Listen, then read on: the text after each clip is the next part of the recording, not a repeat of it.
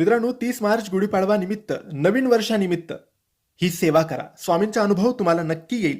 तुम्ही ही सेवा आजपासून, उद्यापासून सुरू करू शकतात आणि 30 मार्च पर्यंत, म्हणजे गुढीपाडवा येईपर्यंत ही सेवा तुम्हाला करायची आहे. आणि नवीन वर्ष, मराठी नवीन वर्ष तुमचे सुखाचे, समृद्धीचे आणि भरभराटीचे जाईल. ही सेवा कोणीही करू शकतात. लहान मुलं, शिकणारी मुलं, महिला, पुरुष कोणीही करू शकतात. आपल्या देवघरासमोर सकाळी किंवा संध्याकाळी कोणत्याही एका वेळेस बसून ही सेवा तुम्हाला करायची आहे. या सेवेमध्ये तुम्हाला फक्त 3 गोष्टी करायच्या आहेत. पहिला, एक मंत्र, त्याचा जप 11 वेळेस करायचा आहे. हा मंत्र काही असा आहे: या देवी सर्वभूतेषु शक्ती रूपेण संस्थिता, नमस्तस्ये नमस्तस्ये नमस्तस्ये नमो नमः. या मंत्राचा जप 11 वेळेस करा. त्यानंतर श्री स्वामी समर्थ, श्री स्वामी समर्थ या नामाचा जप 1 माळ करा. आणि त्यानंतर शेवटचं श्री सुक्त 1 वेळेस वाचा. या 3 गोष्टी तुम्ही आज, उद्यापासून करा आणि गुढीपाडव्याच्या दिवसापर्यंत करा.